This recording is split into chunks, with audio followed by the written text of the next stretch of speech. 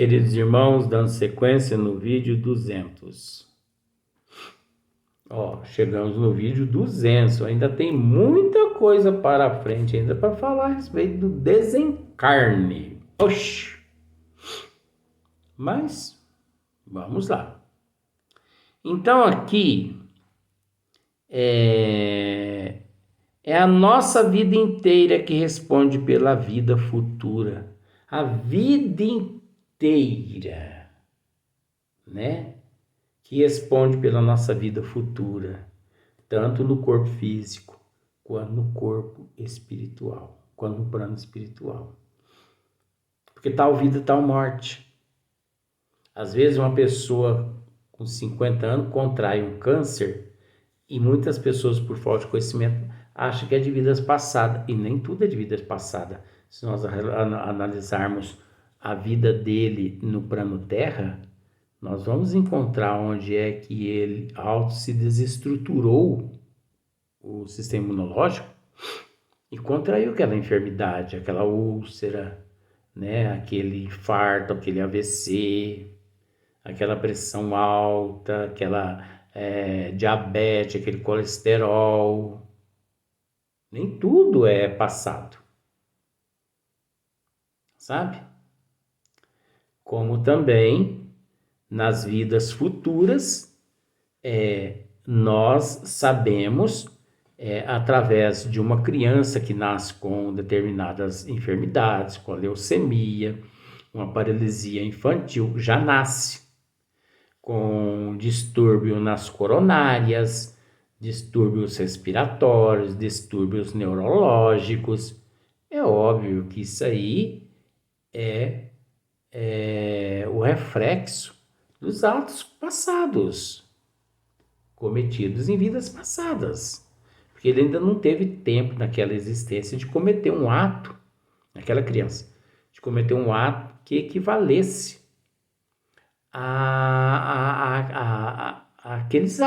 àquele processo que ele está passando.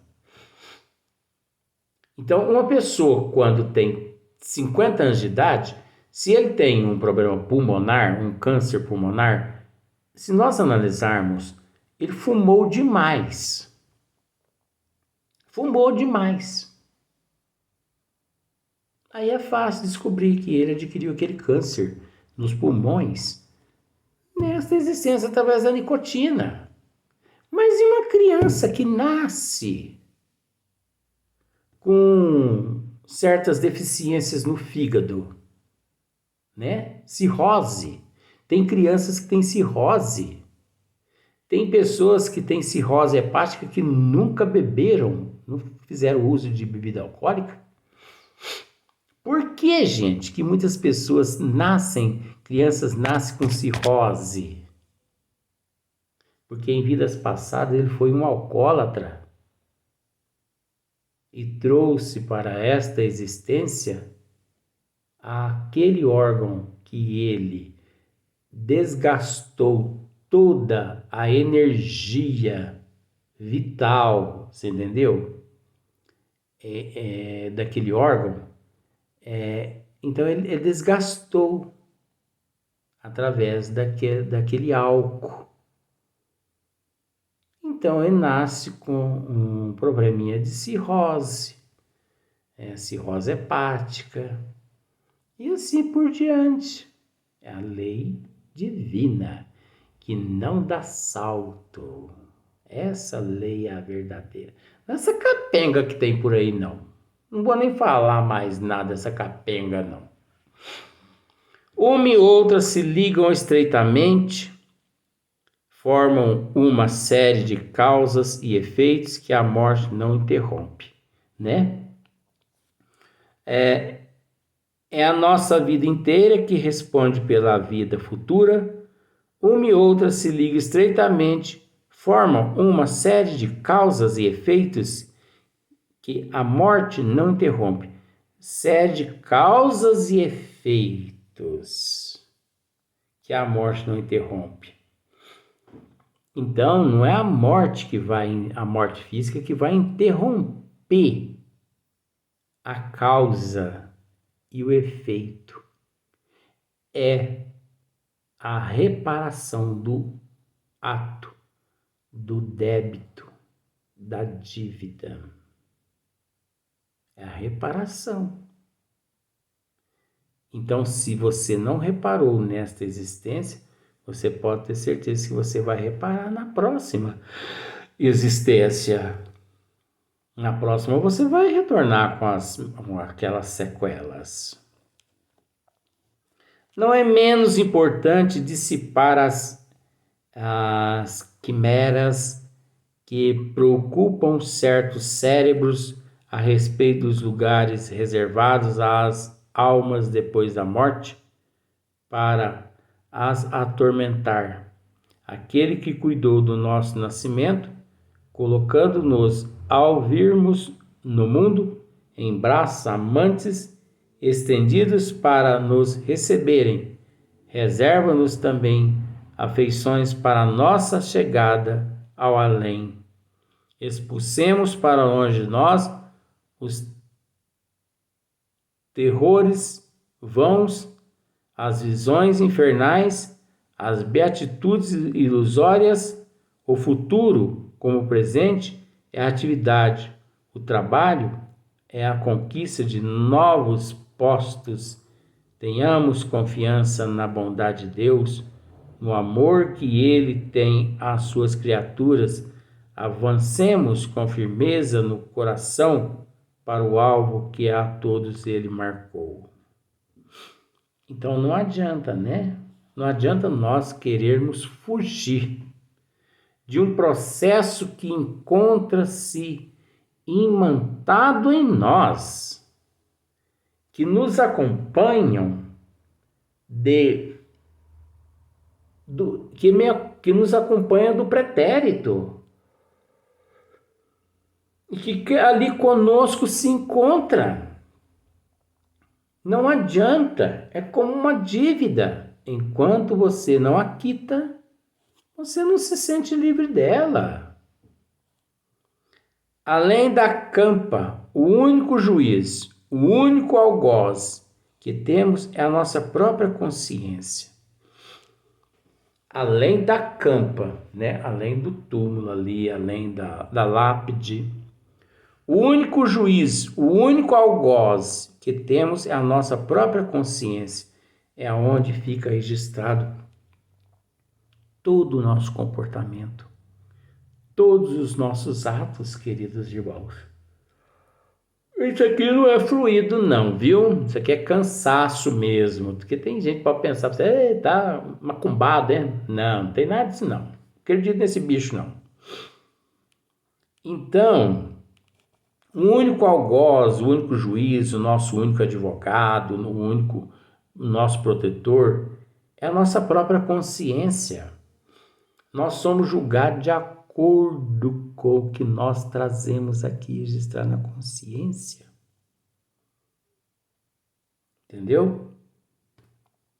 Livre dos estorvos terrestres, adquire ela um grau de acuidade, para nós, difícil de compreender.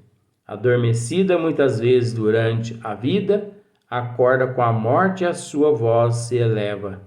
Evoca as recordações do passado, as quais, despidas inteiramente de ilusões, lhe aparece sob a sua verdadeira luz, e as nossas menores faltas se tornam causa de incessantes pesares.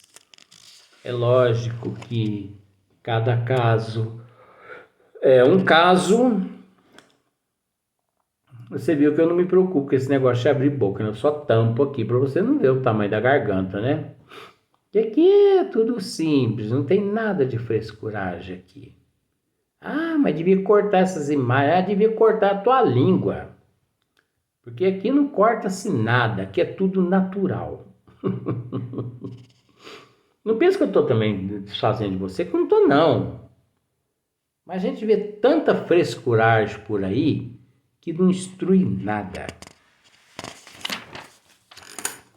Não há, como disse Myers, necessidade de purificação pelo fogo o conhecimento de si mesmo é o único castigo e a única recompensa do homem. Eita, meu Deus do céu, acho que eu vou benzer, viu? Vou benzer. Será que você tá me jogando malho olhado? Vento virado? Quebrante? Tifruço? Psicologia, gente. Existe em toda parte a harmonia, tanto na marcha solene dos mundos, como nos dos destinos. Cada um é classificado segundo as suas aptidões na ordem universal. Aos grandes espíritos incumbem as altas tarefas, as criações do gênio, né? Então, aos grandes, né?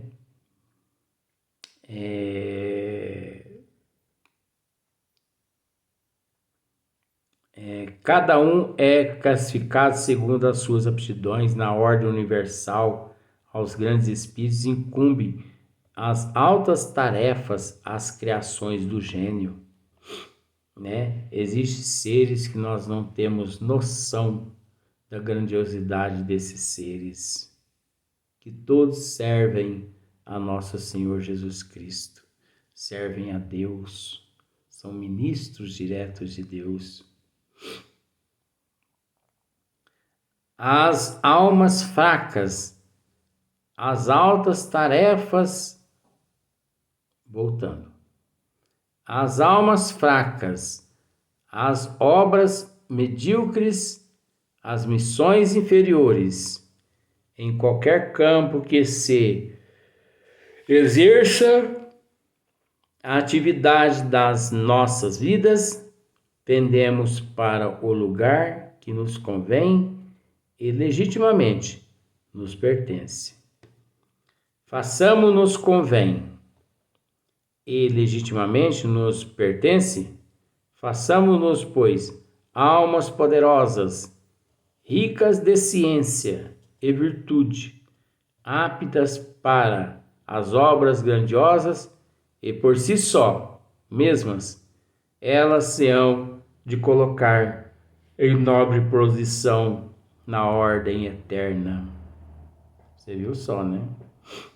Pela alta cultura moral, pela conquista da energia da dignidade, da bondade, esforcemo-nos por alcançar o nível dos grandes espíritos que trabalham pela causa das humanidades, que trabalham pela causa das humanidades. Então nós chegamos um dia em que nós nos esforçaremos pela essa causa, onde a nossa preocupação será servir o próximo desinteressadamente. Será servir Deus nosso Pai por toda a eternidade. Nos tornaremos simbolicamente, temos que usar esse termo por falta de termos, por falta de outros termos, nos tornaremos ministros de Deus. E quando nós nos tornarmos ministros de Deus, nós passaremos a entender não só a grandiosidade do Pai, como a grandiosidade e a importância de passar por todos esses ciclos evolutivos com paciência e resignação, amor e aceitação. Se hoje está difícil, dias melhores virão, queridos irmãos. Pode ser que não venha nesta existência, Porque nós somos muito egoístas até em pedir. Nós não sabemos pedir. Logo de início nós costumamos a dizer assim: Deus, me ajuda a arrumar emprego, me ajuda a arrumar um marido, um namorado. Seria muito bom se assim fosse, mas acontece que não é. Tudo é de acordo com o merecimento da pessoa, onde Deus nos condiciona energias para que possamos caminhar com os nossos próprios passos. Porque se Ele tudo realizasse em prol de nós, que mérito nós teríamos no final de nossa jornada? Que mérito nós teríamos? Por isso que nós temos que ter paciência. Se não foi hoje, vai ser amanhã. Se não for amanhã, vamos ter paciência. Muitas pessoas dizem assim: eu coloco esse problema na mão de Deus. Não faça isso. Não faça isso, porque Deus nem vai olhar para o lado daquela vasilha onde encontra-se o teu pedido. Porque não é um pedido formulado por escrito. É um pedido do fundo da alma, onde realmente transcende a evolução do teu eu. E você transcende, ascende os planos maiores. E através da tua sinceridade, através do teu amor, do teu merecimento e da tua fé, gradativamente você vai recebendo sem que perceba, já que o processo é sutil e é imperceptível. Para apreciarmos com eles as alegrias reservadas ao verdadeiro mérito, então a morte, em vez de ser um espantalho, converte-se para nós em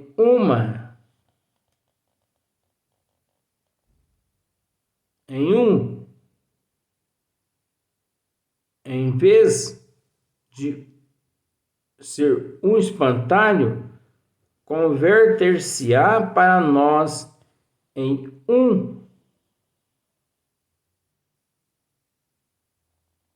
benefício e poderemos repetir as célebres palavras de Sócrates: